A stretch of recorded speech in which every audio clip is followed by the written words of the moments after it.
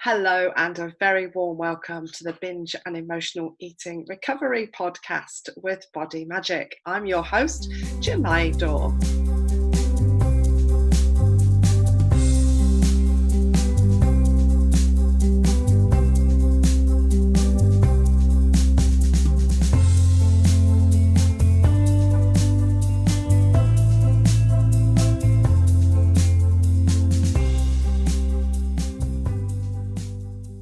This is the first episode of a podcast, the content of which I have been dying to share with you and give you all the help and all the support that you need to overcome your binge and or emotional eating.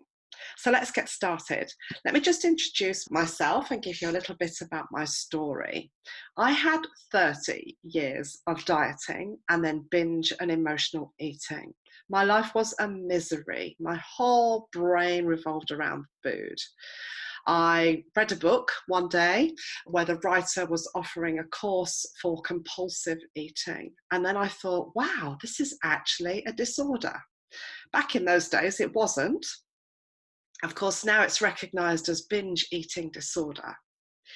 In 2006, my mum passed away from cancer, and it took me right back to my roots, and I had to relearn a lot of things. I was remembering a lot of stuff from my childhood growing up and relearning my relationship with food, really. 6 years later, by some miracle, and it was obviously a very slow miracle, I realised that I was no longer binge eating anymore. And so in 2014, I took a good long look at myself and realised that my self-care routine was totally responsible for my recovery. I hadn't knowingly set out to overcome binge eating disorder. It just happened with the self-care routines that I put into place. I thought about sharing this information as an online course, and I actually went on a course to learn how to do an online course. But when I showed the mind map of all of the different topics, the conductor of the course, the facilitator, said, you really should write a book about this. So that's exactly what I did. I wasn't getting it finished, but I was determined. So I moved to Spain, initially what was going to be for 6 months, to finish the book. And still, there was no binging. So I knew that I was onto something here, and I desperately wanted to share it. I'd already started learning some healing techniques, so this was a natural progression for me. This podcast will show you how I took my head out of the sand and will share with you the research that I found, which opened my mind wide to the truth. Diets don't work. I know, gasp, horror. You probably already knew this deep down in your heart, even if nobody told you before. We spend $168 billion in the US alone on diets and diet foods. And yet only 5% of dieters manage to keep the weight off for 2 years. That's 5%. So this has bred a culture of yo-yo dieting, where we go from diet to binge. And now I realize, from having worked with hundreds of people who have been binge eating for some time and dieting, that dieting is actually causing the binging. And I will be able to explain this to you why. There is scientific research to back it up. But what does work is healing. And we need to take a holistic approach, which is the mind, the body, and the spirit. And I need to just mention spirit, because when I talk about spirit, some people think, well, I'm not really a spiritual person. Well, you actually are. You know, when you get up in the morning, your spirit is how you feel about your attitude to the day, how you feel about your health. The spirit, the enthusiasm, this kind of like personal power that you have, that you go about your day with. That's what I mean. It's your spirit, it's your intention, your delight or otherwise about your life. So that's what I call spirit. What BodyMAGIC isn't, is it's not another diet. It's certainly not an unhealthy process. I'm not going to feed you full of loads of junk food or um, loads of salted, fake sugar, all sorts of toxins. I'm not going to recommend any products to you, any supplements or anything like that. That's not what this is about. I'm not going to be trying to sell you my own branded diet foods or anything like that. It also isn't a numbers game. So again, maybe shock horror, you're not going to be counting anything anymore. We're doing away with all the numbers because the numbers are what has us feeling a little bit freaky around food. How do you know that you're a binge or an emotional eater? How do you know that what your relationship around food is troublesome? Well, I've in my book here, BodyMAGIC, I've got a list of here things that you can identify to give you some kind of idea and some clarity about whether you are a binge eater or whether you do emotionally eat. So here's some questions for you. Does it feel that you spend some or most of your days making decisions about food?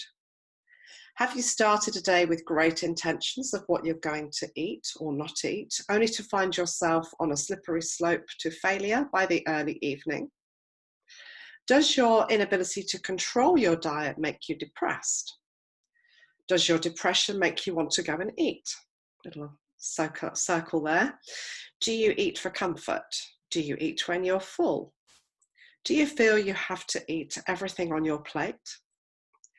Do you eat fast and wonder where it all went, wishing you could have it again, a little slower this time? That's a very big classic memory for me. Do you have cravings for food that you know aren't so good for you? Do you know what's in your food, where it comes from, and what it can do for your body? Do you spend far too long in the supermarket questioning whether the foods you love are the foods that love you? Do you pick things up and then put them back while you have a little battle with yourself? Do you grab things at the checkout without thinking when they weren't on your list? Do you have other dependencies, maybe drugs or alcohol, sugar, chocolate, coffee? Do you turn to simple, refined carbohydrates such as white bread when you feel worried, angry, sad, guilty, or frustrated? Do you take or steal food? Have more than your share in secrets or sneak food between meals? Eat before a food function? Store food when there is plenty available? Or eat whilst you're cooking? Do you use excuses to overeat? I had my period. I ran 10 miles today. I have had a bad day at work. It's cold. It's the weekend. I need a day off dieting. I'm on holiday. I deserve it. I've already had X today, so therefore what does it matter? I need a break. I'm hungry. I've been good all week. And I realise now that all of these I've written are things that I've experienced myself. So none of these should come as a total surprise to you. You probably maybe don't have all of them, but if you have more than half a dozen of them, I think you can safely assume that you have a difficult relationship with food. So it's not to put you in a box, it's just to give you some clarity about where you are now. Because if you want to overcome emotional eating, that's going to be your destination, that's going to be your goal. So if you're looking to take a journey to that place, then you're really going to kind of want to know where you are now. So you'll find a lot of this in BodyMAGIC is about knowing, and we'll be covering that in the next episode. So throughout all of my podcasts, I want to make a pledge to you, because this is not about losing weight. This is about overcoming binge and emotional eating. But you know in your heart that if you can overcome your binge and emotional eating, you're going to lose weight. So my pledge to you is this: if you follow the principles of BodyMAGIC, and if you get the support that you deserve, and we talk about deserving rather than needing, you will lose weight. It's happened to everyone. It doesn't happen straight away. This is not a quick fix. You're not going to lose 7 pounds in your first week and then 2 pounds a week after that. We are resetting a lot of our behaviors, and our brain is going to have to get used to our new relationship with food. Otherwise, we're just going to binge again. So I want to make that perfectly clear, but offer you the chance to lose weight if you follow the principles and you get the support that you need. It's really all about why you eat, right? So it's not about how much you eat and what you eat. It makes sense, doesn't it, that if we're emotionally eating, we're not going to be able to stop that with another diet. We need to find out why we're emotionally eating. Emotional eating comes from something called the stress response, which you might have heard of as fight or flight response. But in our very culture, and certainly in the West, we live in a permanently elevated realm of stress most of the time. We don't even realize it. We're always clock watching. That brings on a certain amount of stress. Having a to-do list is a stress in itself. We're so embroiled in stress, we don't even realize a lot of the time. And emotional eating comes from the stress response. It's not just the negative scenarios either. So when we get excited about something, or if we're celebrating, or for a wedding, or we're really excited to see our friends, the stress response also kicks in. Our adrenaline starts moving. We get excited.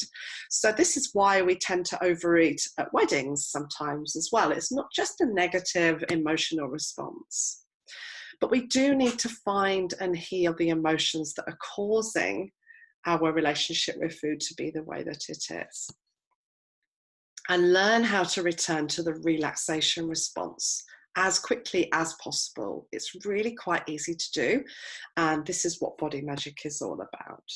So I need to clarify the difference between binge and emotional eating, because there is a difference between the two. First of all, binge eating is a result of what we call the famine response. So a part of your brain is designed to keep you from dying, okay? And so when you go on a diet, the brain, which hasn't evolved as well as your food supply, when you go on a diet, the brain believes that you're going into a famine.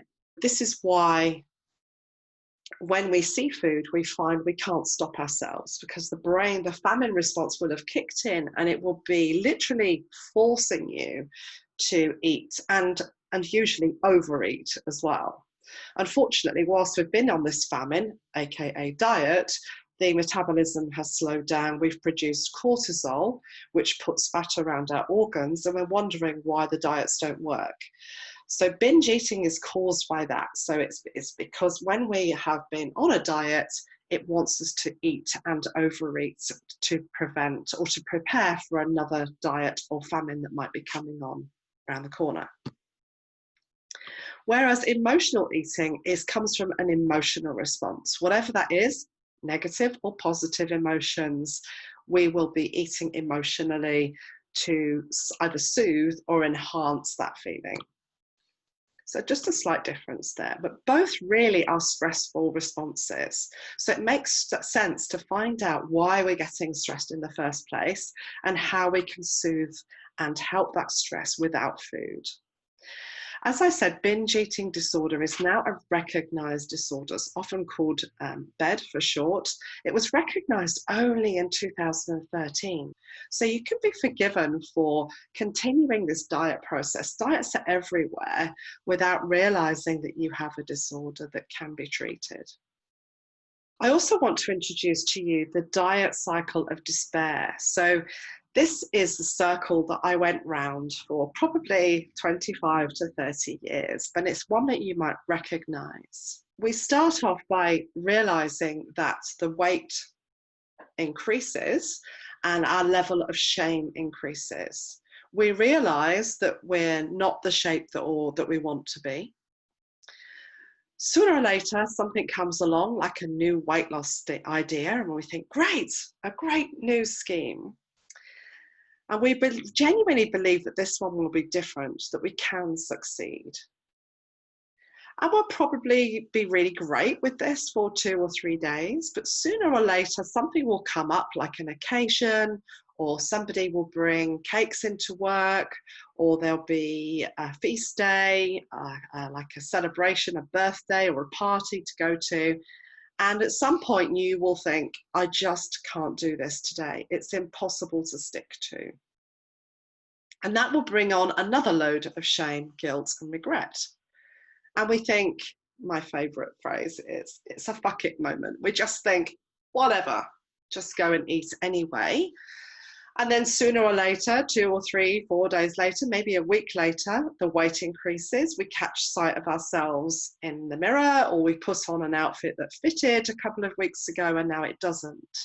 So then the shame increases all over again. And this is what I call the diet cycle of despair. We're basically chasing a dream, but we're living a nightmare. Today, I want you to get started and see some results as soon as possible. This is the information that I share with my coaching clients, but I want you to have this today so that you can make a start on your journey. These are 7 steps to help you make a great start. First of all, I want you to think about this process and make yourself believe, however you want to do this, that you can figure it out. The problem that we've been having is that we believe that we need a diet and we need a program and we need to count and be measured and weighed and all of this kind of thing, that we can't trust ourselves around food. And I'm sure you will know that there are lots of schemes out there that will have you believe that you are powerless around food. And I totally disagree with that. You have so much power. We just need to unearth it and bring it out into the open again. So I want you to believe, first of all, that you can figure it out. Secondly, another decision that you have to make is that from this day on, you are going to love yourself. Now, that might mean looking in the mirror, catching your eyes in the mirror, which is a really difficult thing to do if you have been through a period of dieting and self-loathing. We have to turn the tables around to love. Otherwise, this process will not work. You deserve love. Imagine if this was your friend that was going through this and was saying all these things to herself. What would you say to her? So we've got to learn to love ourselves. Another way of looking at this is if you have children or sisters or brothers, because more and more men are struggling with food as well, is what sort of role model do you want to be for them? What do you want to teach them? How do you want to demonstrate how to work with food? Do you want to teach them to diet and have the same misery that you have? Or do you want to be a role model? So this is one great step, is to talk about yourself in a much more positive way and really make a decision to love yourself. The third thing is to know that you are a great person, no matter what size you are. Okay? You're no different whether you're overweight or underweight. Your personality stays the same. The reactions might be different, but you are still a great person underneath it all. Fourth one is to decide to focus on your health, not your weight. I've already mentioned there's no numbers here. It's not about what you weigh. The weight comes off when you feel good about yourself and when you start to experience health. Because when you start to experience health, you feel better, your emotions are better, and your beliefs about yourself change. So we're not having this yo-yo dieting situation going on anymore. Realize that people really don't care how big your bottom is. They don't care whether you finish all your pizza or save it all. They don't care if you have seconds. They really don't. It doesn't matter. People don't care as much as you think they do. They've got their own shit going on, and it's really important that you focus on yourself. And also believe this, that dieting is not being good. So I hear lots of people say, and I have to bite my tongue a lot around this, is that, oh, I'm going to be really good and get myself back on X amount of diets next week, or I haven't been very good, I've really failed on my diet this week. Dieting is not being good, okay? So another belief that needs to change. And also accept this, that not dieting is not bad. So just because you decide to stop dieting and not go on a diet when you've had a binge does not make you a bad person. Okay, actually giving up dieting is the best thing that you're ever going to do for yourself. And I'm going to show you why. We're going to get really emotional. We're going to uncover some of the emotions that have been driving your behaviors. We're going to reveal them. We're going to really feel them again, and we're going to heal them. The thing about this is not to be frightened. A lot of these emotions we experienced as a child, you're an adult now. You really can cope with this. So don't be frightened of feeling your emotions. Sometimes we need to feel them again so that we can heal them. That's what I'm here for. I'm going to make you an offer every week. So before I wind up this first episode, I want to offer you a hard copy of my book, BodyMAGIC, for free. It retails at $20 on Amazon. It's a huge book, as you can see, full of amazing information, my whole journey to finding my ideal body and my ideal weight. You will get this free when you book a coaching call with me. My coaching is normally $147 for 1 hour, which is really cheap. It's due to go up very soon. I'm offering you that call for $37 when you reply to this podcast, and I send you a copy of my book. This is going to be invaluable for you to get started on your journey. So go through the link, which is bit.ly lowercase /Chinmayi free. So it's capital C, the rest is in lowercase. HINMAYIFREE.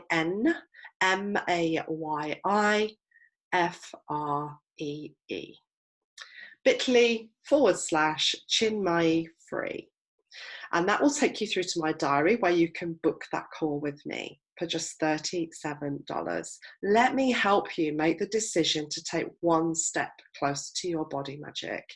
We'll have a little chat about the call today, what you got from it, where you think you might struggle, and I will be able to help you get a really good head start on this process.